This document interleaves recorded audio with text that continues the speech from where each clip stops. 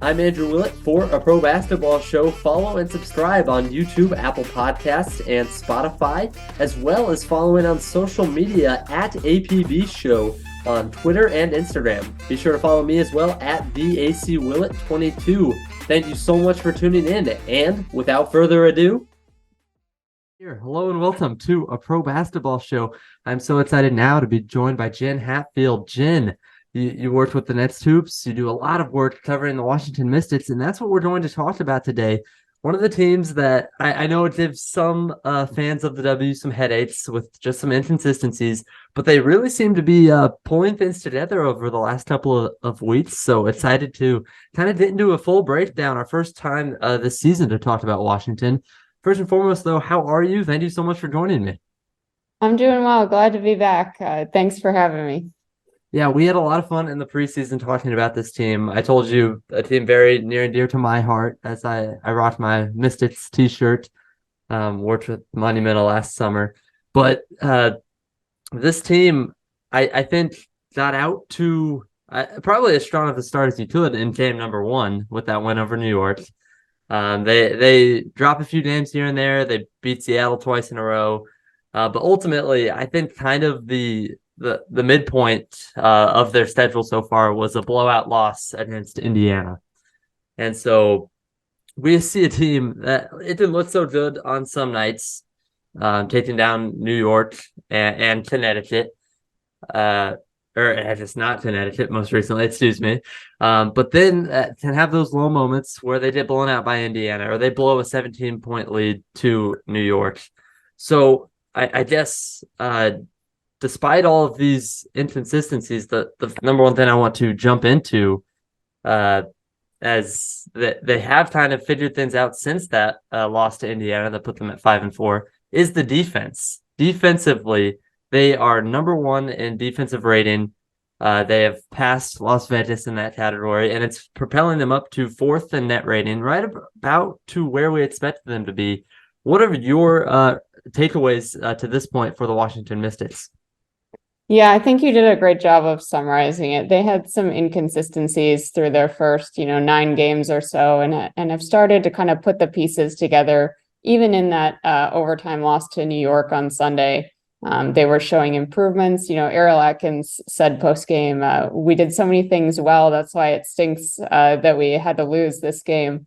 And they kind of capped it last night, Wednesday, with 109 points against Atlanta at home. So, they're starting to put the pieces together. They're starting to get much more offensive flow and chemistry. You're starting to see that just look a lot better, even before the Atlanta game, and certainly that didn't hurt perceptions. So yeah, it's a 40-game season. It's a marathon. You can start a little slowly and make up ground later. Everyone would love to be clicking perfectly from day one, but that's not how it works, especially in the W when there's limited preseason and players are, coming back from overseas, or maybe they've been off in the off season and getting back in the groove. So it's always moving parts at the beginning of the season. And I think Mystics fans are maybe being rewarded a little bit for their patience. I like it. That's a great way to look at it. And it is still early in the season. I know, as I was just talking about kind of, they find that midpoint at 5-4. They've won 3 in a row after that. The close stand with New York was a really good effort on their part, even though they could not pull it out down the stretch into overtime. And then we talked about it before we started recording, just a really fun win over Atlanta just a night ago. And so for this team, winning 6 out of 8, I think, as I mentioned just a second ago, the number one thing for me is that defense. And that component has been there for the last couple of seasons. It's been something that from Mike Tebow to Eric Tebow has been really important. I think Shakira Austin plays a big role in that. We'll talk about that as among the inconsistencies. We'll talk about lineups. We'll talk about injuries. We've got a lot to talk about for this Washington Mystics team. But defensively, I want to start there. Why is this team so good, even despite some of the early season inconsistencies at defense? Yeah, I mean, I think it comes down to having just great individual defenders who are Mm. also really bought into being a great team defensively. So it starts with the players that they like to call themselves the three-headed snake at the top. So you start Natasha Cloud, you start Ariel Atkins, you start Brittany Sykes. Those players combined for 10 all defensive selections in their careers. That's a pretty good perimeter trio to put on any matchup you want in the WNBA because they each have slightly different strengths defensively. They're not all, for example, not all of them, their best trait defensively is on ball defense. Some of them are better off the ball and some of them are better on the ball. So you can really like pick and choose where you want them and everybody can do a little bit of everything. And so that's just, I think back to last season, there was an iconic tweet by Minnesota Lynx guard Kayla McBride, and it was referring to Natasha Cloud, Ariel Atkins, and Alicia Clark, who is now with the Aces, but it applies to Brittany Sykes equally. And the tweet was, I just want an open shot, my dog, because they're just suffocating on the perimeter. So it starts there. And then there's not exactly a break inside either because Shakira Austin, you mentioned her earlier. She's a player that the Mystics think can be a staple on all defensive teams going forward. She's a shot blocker. She's an extremely mobile post player, but she's also strong enough not to get completely bullied by, the really powerful bigs who like to post up. And then Elena Deladon rounds out the starting lineup. And, Eric Tebow's made this point a couple times before. Like people don't think of her as a good defender, but she's gotten a lot better defensively over the years and is really bought into being good defensively. So it's not like you can pick on her, even though she's not, an all defensive selection. She's been really effective blocking shots this season. That's something I've noticed. She's pretty much kept pace with Shakira Austin in the block shots category, which is not exactly easy to do. And then off the bench, there's not really a break either. Like you're bringing Shatori Walker-Kimbrough in, who is a much improved guard defender, was giving Atlanta fits last night. So there's this depth individually, and then a lot of these players have played together. And even if it took a little while to get that chemistry on the offensive end, that defensive chemistry was ahead of that, and you can see that on the court. So that was one thing for me watching Washington early in this season, Jen, was I thought Elena Deladon might have been the most impressive defender out there in some of those early matchups.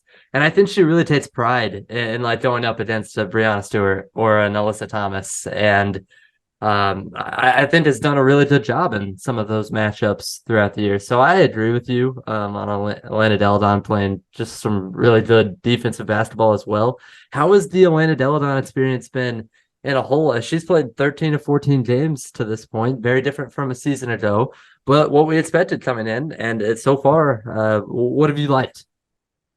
I've liked pretty much everything, to be honest. She's playing great. She looks really confident, really fluid. She's not tentative.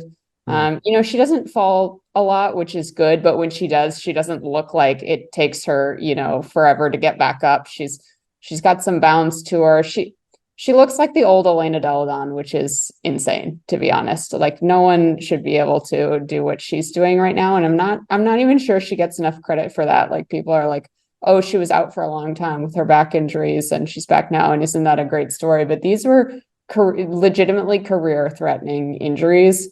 And the fact that she's not only back is an accomplishment, but the fact that she is back and in MVP form is like simply incredible. So she's been great. She had another 25-point outing against Atlanta and really in the second half. At times when Atlanta would try to cut into that lead a little bit, Elena was just, they had no answer for her. They couldn't stop Elena, and she, paused some of those Atlanta runs with timely buckets, made things a lot less nerve-wracking for the team than it might have gotten if she wasn't there to kind of stem the tide. So yeah, she shot better than 50% again. Hit all her free throws like ho hum, usual Elena night. Yeah, well, and I guess that's exactly what you want to hear on the injury front. She looks like the old Atlanta Deladon. If you are a Mystic fan, that is wonderful news. Heck, if you're a WNBA fan at all, that's great news to hear to see how far that she's come. And I agree. Like some of those timely baskets, some of those shots in the mid post along the baseline.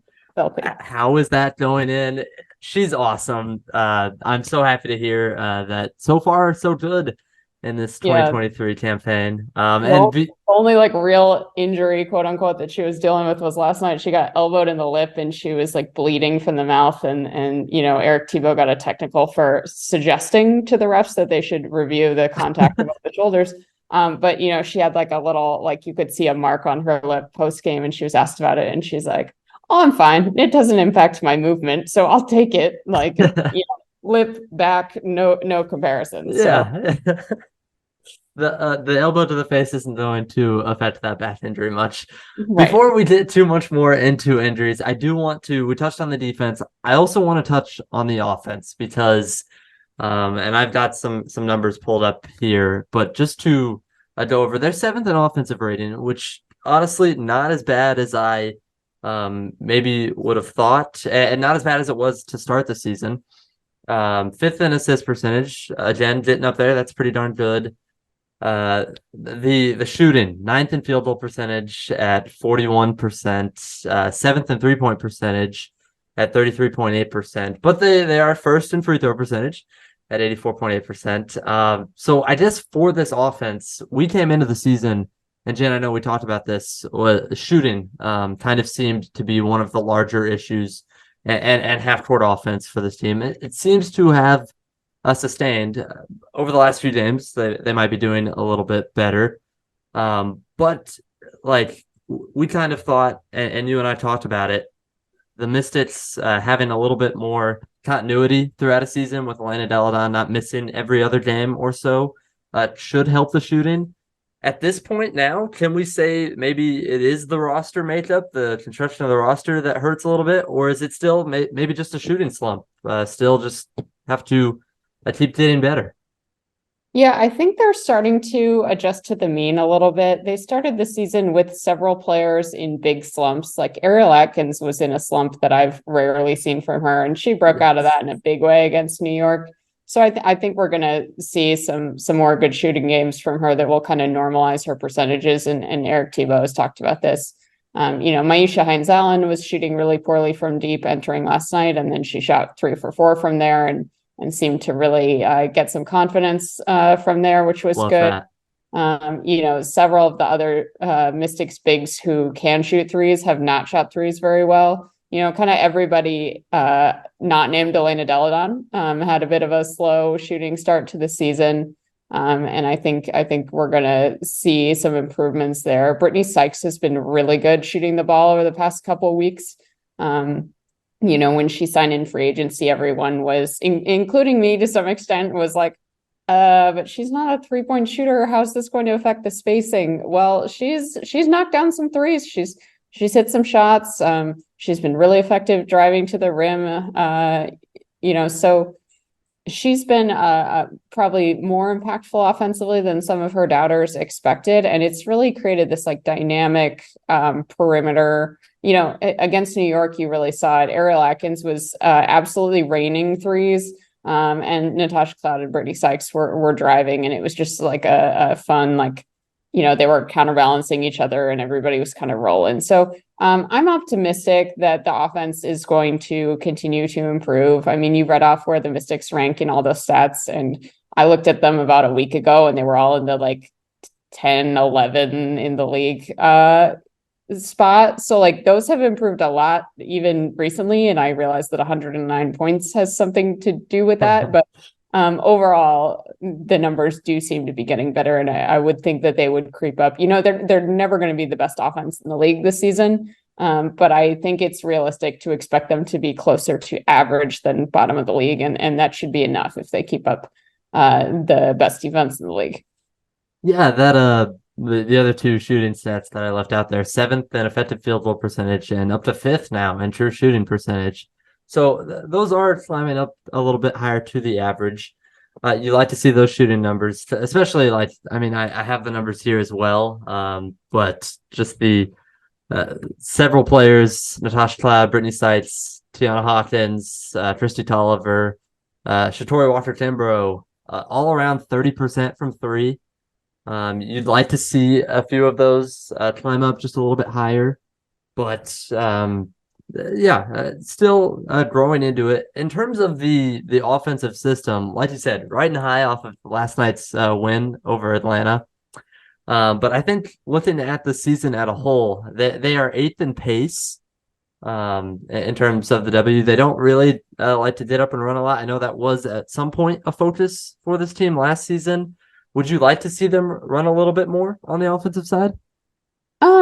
I think, I think they're focusing on capitalizing in transition. So I think it's Hmm. like more about taking advantage of the opportunities they can get to run off their defense and producing those, like quality over quantity type of thing. Natasha Cloud is really good at pitching ahead and making sure that they do that and execute in transition offense. I think that's the key more than just like running to run. Like last night in the first quarter, both teams were kind of frantic and running, and Eric Tebo's like, okay, like settle down. Like both teams were kind of turning the ball over. And they don't want that. So, I think there's a balance. I think they can certainly continue to look for fast break points when they're there, but there's less of a, when your half court offense is starting to click a little bit better, it's maybe not as dire that you push the ball all the time than when your half court offense is just like struggling and you need like any that. Like I think they can be a little bit more confident that they'll get things in the half court and they don't need to necessarily go for like high risk, high reward all the time in transition. So I think it's a balance. I do think they want to run when they can. Like you're never going to turn down free points, but I'm not like necessarily super worried about it either, if that makes sense. Sure. That's fair because I was watching that first quarter last night and just seeing how fast both Yeah. teams were flying up the court. Not great transition defense on either side, but nonetheless, I don't know. I think it would certainly help to even get started in their offense a little bit quicker. I there are times where I mean a lot of people worry about how stagnant that half court offense can be. Mhm. Defenses know, like, hey, it's probably going to end up in an Elena Deladon touching the post, pitch and roll as the roller. And so I guess as we talked about the shooters continuing to go, Brittany Sykes fits well, Elena Deladon playing really good basketball. Is it really just about shooters knocking down more of those open looks that they did to make this offense better in the half court? I think it's that and continuing the things that have helped with their turnaround. Ball movement is a huge one. You mentioned, predictability on offense, and they need to kind of counter that with good ball movement and quick ball movement. And, Eric Tebow talked about the decisiveness of their cuts last night as helping, Mm.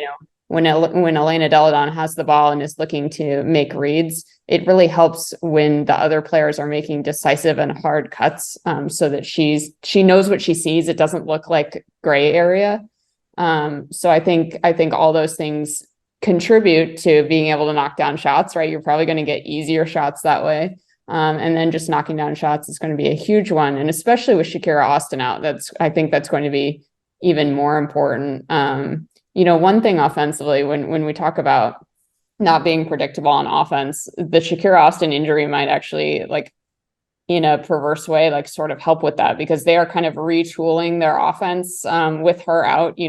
As they've been saying, you can't replace Shakira Austin on either end, and so they're not really trying to replace Shakira Austin. They're like, okay, like we don't have Shakira Austin. What do we do now? And the answer is you space more because Shakira Austin is good at so many things, but she's not a 3-point shooter. And your other bigs that are that were coming in off the bench with Shakira Austin playing and now are a mix of coming off the bench and starting. Those are all players who, maybe started the season a little slowly from three, but as Maisha Hines-Allen showed last night, are all capable 3-point shooters. So playing a bit more of a spaced offense, and that's a little bit different and teams don't have a lot of film on that now, only last night's game. So maybe that will help too. But obviously it all comes down to knocking down shots, right? There's only so much you can do if you're not hitting shots at some point. And I think the ball movement and decisive is a great point to point out. I know, obviously, Coach Tebow pointing that out, but I think like at points early in this Mystic season, I saw a team that watched or had Elena Deladon in the post and there wasn't a lot of movement outside of that. I think that could really help this Mystics team. And we'll go right into that injury to Shakira Austin. Goes down in the New York Liberty game and out for 3 weeks now. How crucial is the loss of Shakira Austin?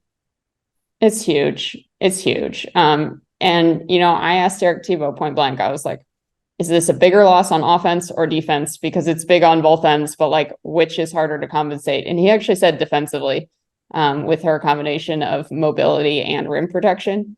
Now, Brittany Sykes did her best Shakira Austin rim protection impersonation last night with perhaps the block of the season in the WNBA, but she is a big piece on both ends, really. And she's, last season, if she had gotten hurt, I think it would have been fairly easy to say her losses felt more defensively, just because she had a relatively limited offensive role. But this year, she's really blossomed on the offensive end. They're running plays for her, which they didn't do last year just because they had so many other options. And but she kind of forced the issue this year. And so they're definitely going to miss her on both ends. I asked Elena Deladon, like, what are you going to miss most about not having your usual front court starter next to you? And she was like, oh man, like, where do I start? And listed off a bunch of things. So it's huge. They don't have a player exactly like her. It depends what they want, right? Last night they started Tiana Hawkins, who is, pretty mobile, can stretch, isn't as big. If they'd wanted to go bigger, they could have plugged in Amanda Zawibi, who's 6'5", as is Austin. And if they wanted something kind of totally different, they could have plugged in Maisha Hines-Allen, who gives, she's an undersized forward with a ton of power, probably the strongest player, like inch for inch, in the league. So they've got a lot of options, but none of them are exactly the same as Shakira Austin, and her presence is noticed. I think they were really trying to pull together for her last night.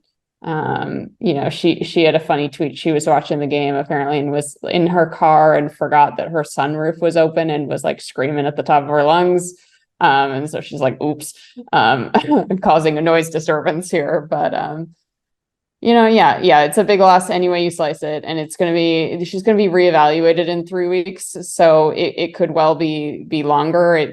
They don't have a great read on it now because it's a hip strain. And the first thing you have to do with a hip strain is just kind of like get that swelling down and inflammation down so you can kind of like see what you're working with. And so they're still kind of figuring out like, how bad is this and how long does it take to get the swelling down and what's her range of motion looking like? So it's a little bit up in the air with her timeline, just like it is with Kristi Tolliver's plantar fasciitis. So we'll just have to wait and see. Yeah, okay. So I guess I was going to jump to kind of the health of the other players on the team. Shakira Austin, obviously, kind of a notable injury. And you mentioned like hard to replace her because the Mystics don't have any other players like her. I think it's hard for there are very few players like her in the WNBA. Yeah. So that's just a hard hole to fill. You covered some of the replacements there, and we talked about it too on offense. But injury wise, besides of the Shakira Austin injury, I mean, Maisha Hines-Allen coming back, ramping up slowly into the season, I believe around 11, 12 minutes a game in her 9 games of action so far. I think you've had 3 starters miss only 1 game. And then I think, the last one you mentioned just there was Kristi Tolliver. Yeah. Where's this team at health-wise? Yeah, so it's kind of fits and starts. Right now, they're kind of in it a little bit between Austin's injury, Kristi Tolliver, who I mentioned last week. So Tuesday, the 20th, I believe. She was shut down for 2 weeks with plantar fasciitis in her foot. So she'll be reevaluated next Tuesday, July 4th, or thereabouts, because I don't know if you reevaluate players on federal holidays. But so they'll see what her timeline is like. They will probably take that one slow and steady because that is quite a touchy injury. And she is one of the older players on the team. And, you don't want to push that one too hard. But she's being a coach on the sideline and all those good things still while she's out. So She's out, and then Li Meng right now is not injured, but is unavailable as she plays for China in the Asia Cup. So between Lee, Tolliver, and Austin, they're 3 players down, which is not ideal. And then, have dealt with, the occasional other starter being out, but those are the major injuries at this point. And that was the another thing I wanted to ask you about Limon and Abby Myers, kind of stepping in and playing some minutes. Abby Myers here recently, Limon throughout the season, stepping up a little more here and there. How have they played in their stints with the Mystics? Yeah, so Meng, really right before she left, it was kind of funny timing. She was pretty quiet for her first several games as she got used to, her first time playing in the States, in the WNBA, like all these things she has to get used to, language barrier. And then she kind of exploded for 14 points against Phoenix, I believe, right before she left, and shot the ball really well. Was basically forcing Eric's hand for more playing time. He said like he just had to find time for her, and she'd stepped up into really the first guard off the bench role right before she left. So that was a big deal, losing her, which, it might not have looked that way through the first like 2 or 3 games that it was going to be such a big deal. And then she kind of, burst onto the scene. So with her out and with Tolliver out, that dropped the Mystics to 9 players, which allows you to sign another one to get up to 10 active players with an emergency hardship contract. So that's how they got Abby Myers, pride of Princeton and Maryland. I say as the next Ivy League beat reporter. Love to see it. So she's been with the team for the past week and should be there for at least, well, it kind of depends if they sign another hardship player with Austin out, but looks to have at least a little more time. And she's been solid. The biggest thing that Eric has talked about is how Abby is fearless. She's not afraid to shoot. She's not afraid of the moment. She plays. This is something I've observed watching her at Princeton, watching her at Maryland, and now she plays the same in every setting. She's not afraid of the NCAA tournament stage. She's not afraid of the WNBA stage. She's from the DMV area, so. Last night was her first home game in her hometown, and that moment didn't swallow her up. She looked the same as she always does. Very poised, very confident. So she's been a good piece for them. Her teammates seem to love her. They gush about her. So they've kind of had everybody step up, from the newbies to the folks who have been around a lot, like Shatori and Maisha. Yeah, well, and that was another thing when I'm looking at this team. In our preseason podcast, we talked a lot about, at least I was very high on this team's bench. And I think early on in the season, we didn't really get to see that as much, with Amanda Zawiby kind of struggling early on with her shot, at least. Tristan Tolliver, the injury, that's a huge bummer. Deanna Hawkins, I think, has probably been one of the lone bright spots off the bench for this team. The 3-point shot might be the only thing for her. Maisha coming back from an injury. Shatori struggling from the floor. I think 32% or something like that. So yeah, to have stories like Lee Main and as well as Abby Myers, really cool for this team. Do you think, as I start to talk about some of the lineups, I do have some stats on lineups. I noticed early on in the season, especially where the starters are out there, things are going well, and then Eric really liked to go to lineups with 1 starter and 4 bench players. How have you felt about how Eric has ran the rotation? I think it's like evolving over the season. He's still playing with things. One thing I've noticed, and I don't have the numbers in front of me, but just from the eye test, and you can tell me if the numbers completely contradict me here or not, but it seems like he has, over the course of the season, kind of figured out which bench players are best suited to play with starters, and he's not quite as often gone with the like 4 slightly random bench players around like a 1 starter that kind of got them in trouble at spurts sometimes early in the season. Like he's talked about how Li Meng usually plays well with starters, and he likes to get her in with starters. His typical MO is to do an early sub for Elena and an early sub for Brittany Sykes, and then like get them back in pretty quick. Maisha has a pretty standard time that she makes her first sub, which is around the like 3 or 4 minute mark in the first quarter. Like he's getting these routines, but he's also tinkering with when he puts other players in and trying to stagger substitutions. And of course, that's somewhat dependent on the opponent too, right? Like if sometimes he'll have to like counter what they do as opposed to sticking to, exactly his plan or whatever.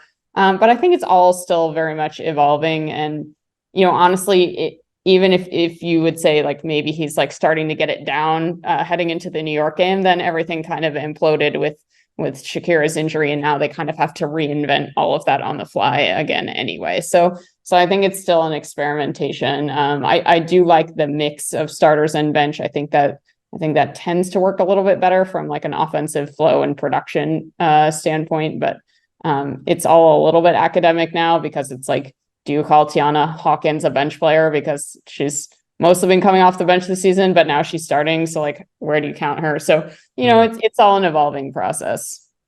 So, and I think the couple of lineups that I have here, obviously that main starting five with EDD, Shaq, a Cloud, AA, and Brittany Sykes. That's a plus 18.4 net rating when they're out there, and that's 182 minutes. Not a huge sample size, but the largest of any lineup out there for Washington. And then you've got some of those the four bench players, and in this example, it's Natasha Cloud, or it's a minus 27.1 net rating in 27 minutes. And that's so you have different things like that. But I agree that I think Eric Thibault was getting a lot better with those rotations, and it made sense that he would be testing things out, and he's going to have to do a lot more of that moving forward with the Shakira Austin injury.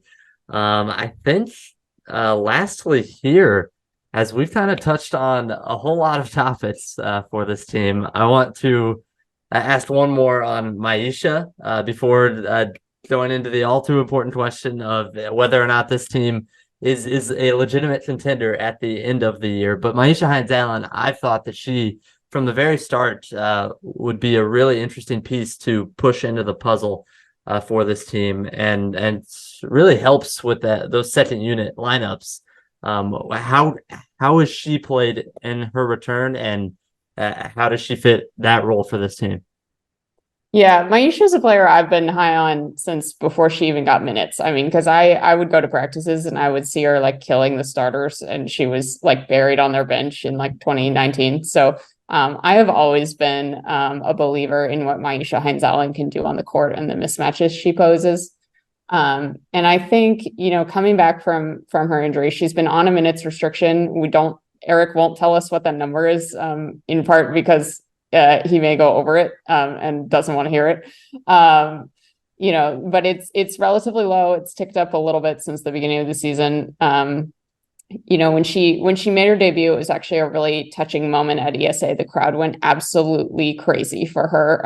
And she noticed it, like you couldn't not notice it, like a standing ovation when she checked back in for the first time. It was very touching. And the thing that struck me was, her finishing has been kind of a work in progress, but she looked like herself from the jump. What I mean by that is she looked confident, she looked decisive, which were things that she kind of struggled with at times last year. She didn't always have confidence in her moves and what she was going to do on the court. So she's always looked confident, and it's just been her touch around the rim, her shot, which have been kind of a little bit slower to come back. Last night was probably what I would call her breakout game. She played just under 17 minutes and had 16 points, hit 3 threes, looked really good. So I think she's going to continue to build on that. And I think you're right. She's a huge X factor for them. Not many teams in the league have a player like Maisha Hines-Allen. I mean, really the only comp I have is Alyssa Thomas. And obviously Alyssa Thomas is an all-world player at this point, but just from a style of play, that's like really the only player I can think of that is similar to what Maisha does. And so having her is a big deal. Like just like how we talked about Shakira is so unique that it is hard for the Mystics or any team in the league to approximate what she does. It's the same for Maisha, just in a totally different way. So I think if she kind of gets rolling, that just like adds a very different dimension to the Mystics offense. That'll be fun to see.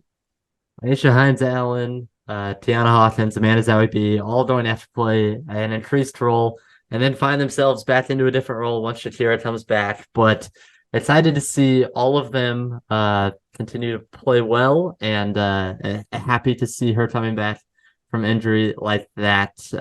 This team right now sits in fourth. I had them third coming into the season. I think the key now probably just is to peak at the right time. Jenn, I've got to get you out of here, but you do amazing work covering the W over at the Next. Thank you so much for taking the time to join the show, and yeah, we really appreciate you. Really my pleasure. Thank you so much. Thank you so much for tuning in. As always, make sure to follow and subscribe to the show on YouTube, Apple Podcasts, and Spotify. Make sure to follow on Twitter and Instagram at APBShow, and follow me at the AC Willett 22. Thank you so much for tuning in for a pro basketball show. I am Andrew Willett.